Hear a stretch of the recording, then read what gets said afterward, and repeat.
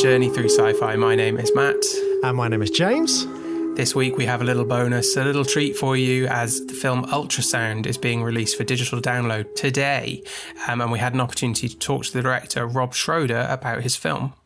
Yes, so we had a little chat with Rob and talked about his film, talked about the process of making it. So yeah, let's play that interview now, Matt, for our listeners. Hi, my car broke down on the road. Cindy, this is, I'm Glenn. Glenn. Hi, Glenn.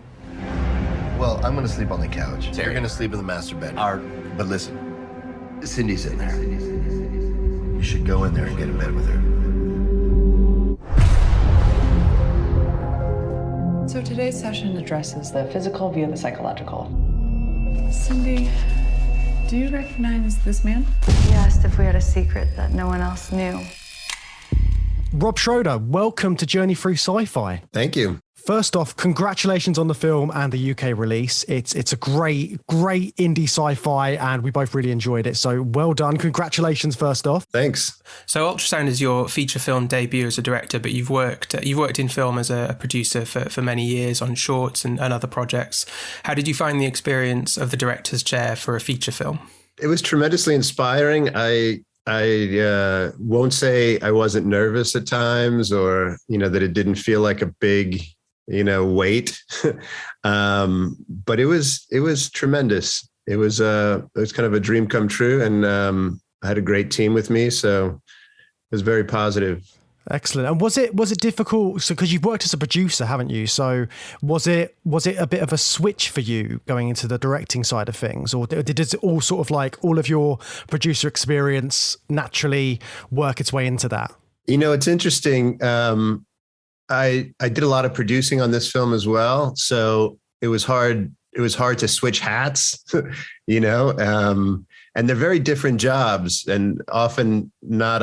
You're not always exactly on the same team because, as a producer, you have different some other responsibilities as far as making sure the budget is or the schedule is right. And as a director, you have kind of unlimited energy. You're the one person who will be there early and stay late, and it was kind of a challenge, I think, going back and forth and doing that. But ultimately, all of the experience you have on set serves you, when you're directing. So it was good. What was the most annoying thing that director Rob did from producer Rob's perspective and vice versa? Well, I'm pretty cheap as a producer, so I'm very used to cutting corners. And if you don't have some director like pushing the other way, you can just cut too many corners. So I had to remind myself that, hey, we gotta spend a little extra sometimes. So Ultrasound, it's adapted from a graphic novel by Conor Stechschulte. Tell us a bit about the journey from Conor's comic to your film. So, the book, which was originally called Genrous Bosom, was published by a London publisher, Breakdown Press. And there were individual kind of volumes. So I picked up the first one, and it was the very beginning of the story, just like what you see in the film. But I didn't really know what was going on. It was, it felt like a horror movie or something, a horror story. And then the second book came out about a year later, and I was very intrigued because it introduced this facility at the very end, and it was a cliffhanger, and I needed to know more. And that's when I reached out to Conor. He was excited about doing an adaptation, but he wanted to write the script himself. And he did that. He came to LA. We kind of worked together a little bit, and then he finished the graphic novels with book 3 and 4. So it was, for him, I think it was a little bit of a challenge because at some point he was adapting his script into a graphic novel. And then now the book has been collected as a single volume.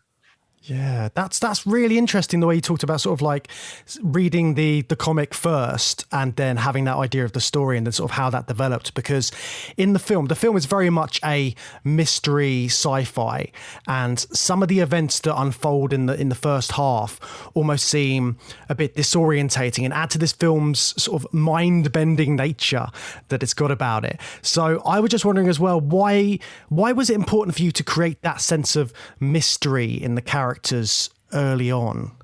I mean, it's kind of inherent in the books too, and the experience of reading the books and being confused and feeling like, whoa, the ground is moving underneath my feet, kind of. I wanted to try and translate that phenomenon or that experience of reading. So it was all kind of based on that. And Conor did a really interesting job of printing. He used a lot of techniques where he would do things like scan the backside of an inked page, so it looks like it's bleeding through. And he used a lot of layers. The rain in the book is really phenomenal. So, I was also inspired by kind of his creativity and tried to figure out, well, what is a cinematic translation of that comic technique or that printing technique, and, just had fun with it. Is it helpful then, just going back to being producer and director on it, is that helpful in this case where you have it's a confusing plot in that first half, and you have to stick with it and let it unfold. Is it therefore helpful that you're also producing, because you kind of don't have to justify it to a producer who doesn't get it, Yeah, that as far as like freedom, that was very helpful, and the only way to really do it was to convince the producer that it could be done and that we could pull it off without spending a lot of money. So, wearing both hats was definitely helpful in that regard. Yeah.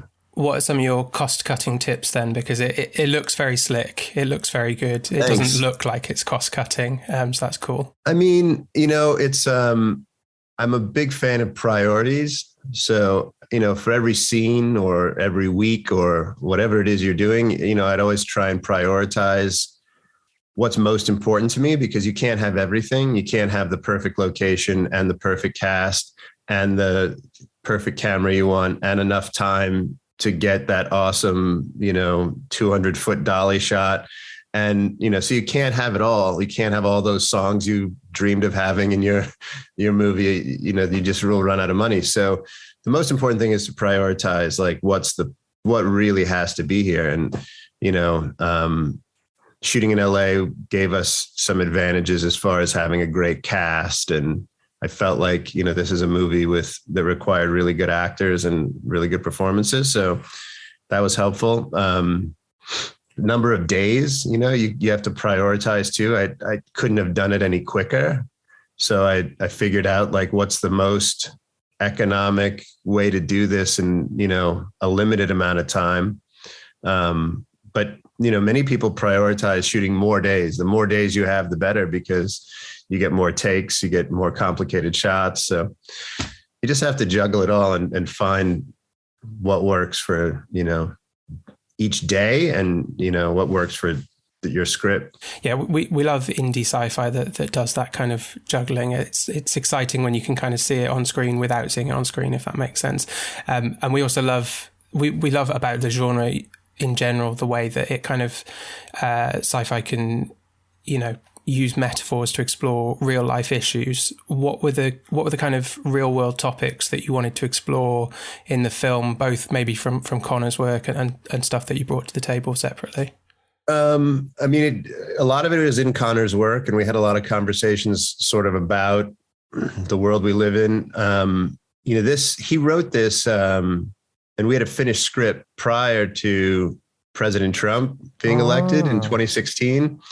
So it was interesting because a lot of the themes that he was exploring in his story started showing up. Like, I don't know if you follow the story in Cuba about kind of audio frequencies, malicious audio frequencies. The Havana syndrome. Yeah. So there was that. There was a lot of misinformation, during that election. And since then, we've seen a lot of unusual behavior from people who might be, I don't know, getting misinformation. So a lot of those themes came to life, and they're fascinating. I think, it's important to kind of pay attention to that stuff and incorporate it in storytelling. And there are a lot of warnings that go along with social media and where you get your news.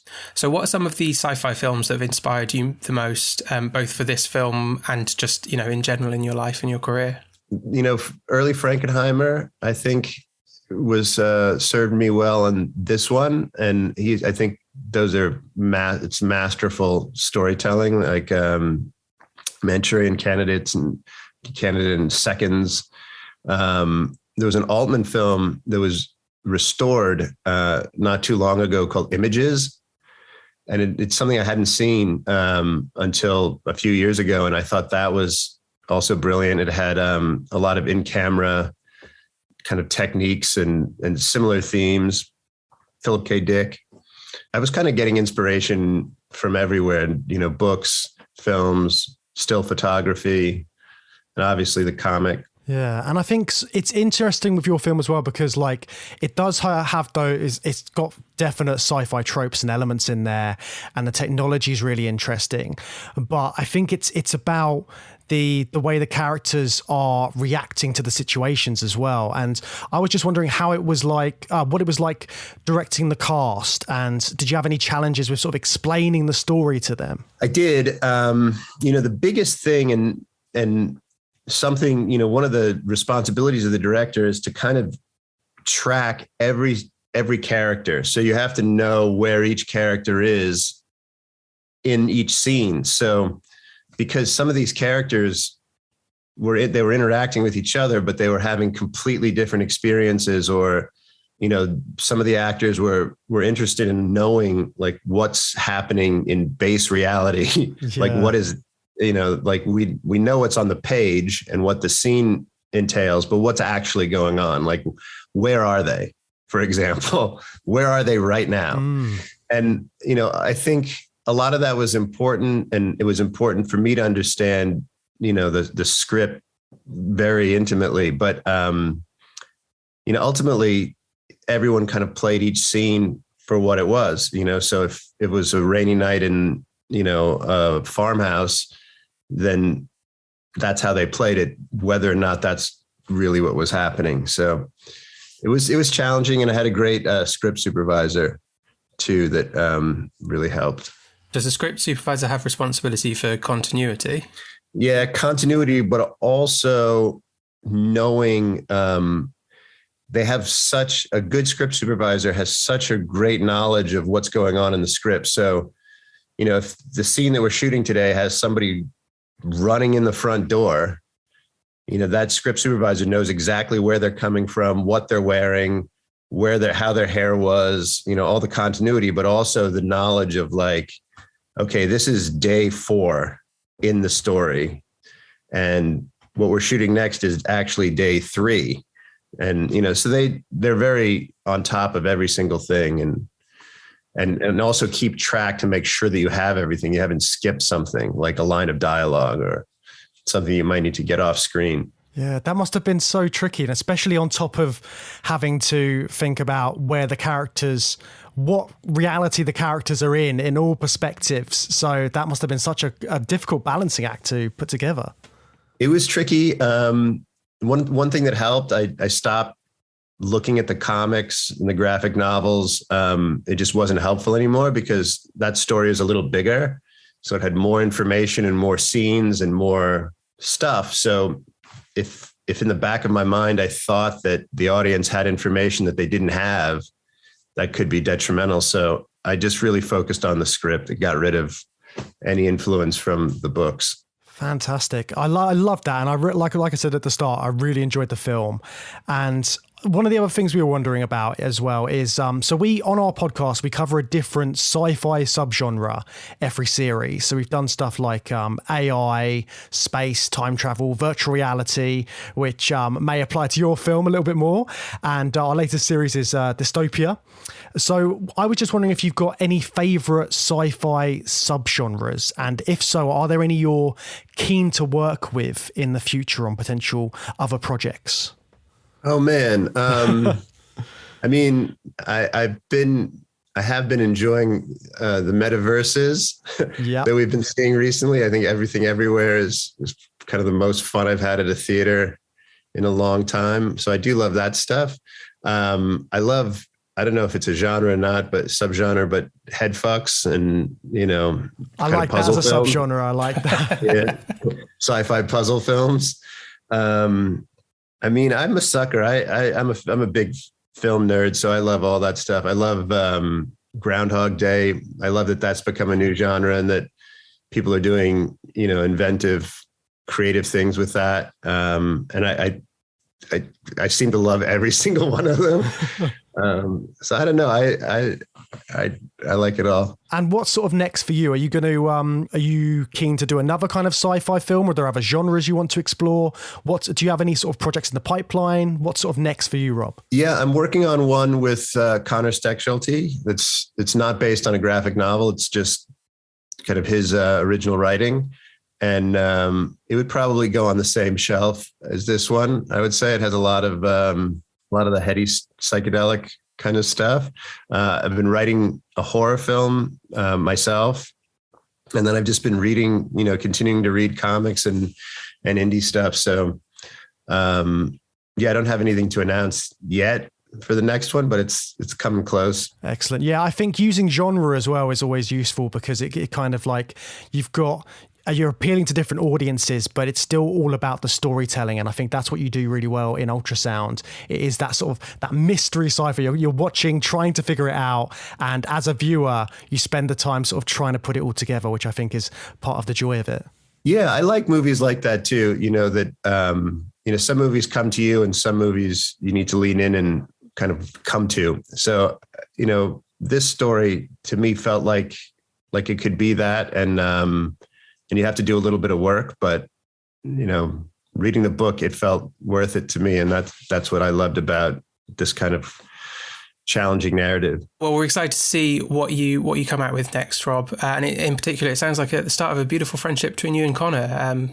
I look forward to your next project with Conor as well. So thank you very much for joining us. It's been really great talking to you, and congratulations on the film. I believe it's available for digital download from the 20th of June if people want to check that out. Is that right? I think so. Thank you so much for having me. This has been a lot of fun. Absolute pleasure. Thank you so much, Rob. Lovely to have a chat with Rob there. And like we said earlier, Ultrasound is out today, the 20th of June, as we said at the start of the show. So if you want to get that on digital download and watch the film, you can do so now. We'll be back later in the week, continuing our Dystopia series, so join us for that.